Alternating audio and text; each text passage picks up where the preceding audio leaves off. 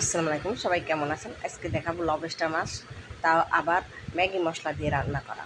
তাহলে আমি মাছগুলো নিলাম, আগে থেকে মাছগুলো কুইটে নিতে হবে, তাই কুইটে পরিষ্কার করে নিতেছি। দেখেন অনেক শক্ত মাছটা, যারা খাইছেন তারা জানেন যে মাছটা অনেক শক্ত, তাই আমি কাইটে নিতেছি। কাটতে একটু কষ্টই হচ্ছে, তারপরও সুন্দর করে পরিষ্কার করে নিতে হবে।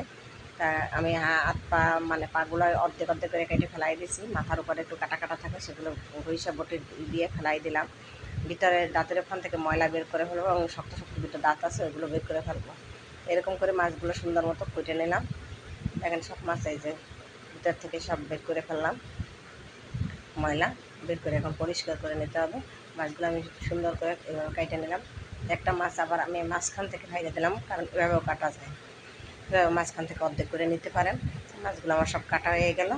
এবার মাছগুলো পরিষ্কার করে লবণ আর হলুদ মাখাই নেব। সুন্দর করে একটু লবণ আর হলুদ মাখাই নিতে হবে। তার আগে কিন্তু অবশ্যই পরিষ্কার করে নিতে হবে, ভালো করে ধুয়ে নিতে হবে। লবণ হলুদ সব মাছের গায়ে লাগাই দিলাম। কাঁটাগুলোর গায়ে একটু ভালো করে লাগলো, দেখতেই পাচ্ছেন। সুন্দর করে লবণ হলুদ দেওয়ার পরে তেল গরম করে ফ্রাই প্যান, একটু বড় ফ্রাই প্যান নিয়েছি, কারণ মাছগুলো অনেক বড়, আর ভাজতে একটু সমস্যা হয়েছে। হ্যাঁ, তা মাছগুলারে সুন্দর করে ভাইজে নিতেছি তেলে। দেখেন ভাজা হয়ে যাচ্ছে, লাল লাল ভিতরটা হয়েছে, ওগুলো উল্টে পাল্টে দেবো।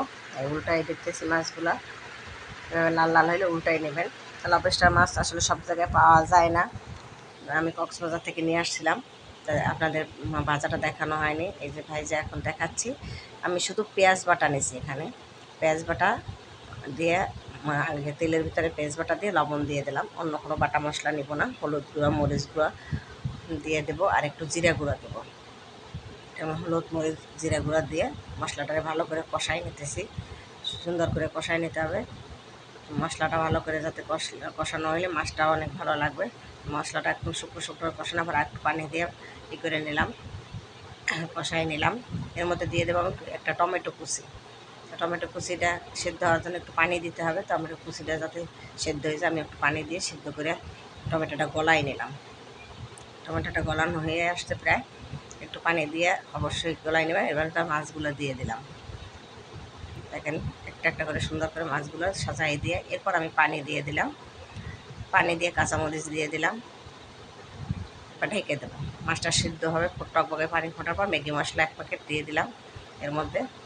এবার ঢেকে দিয়ে মাছটা সিদ্ধ করে নিতে হবে এবং ঝোলটা টানাইয়ে শুকনো শুকনো করতে হবে।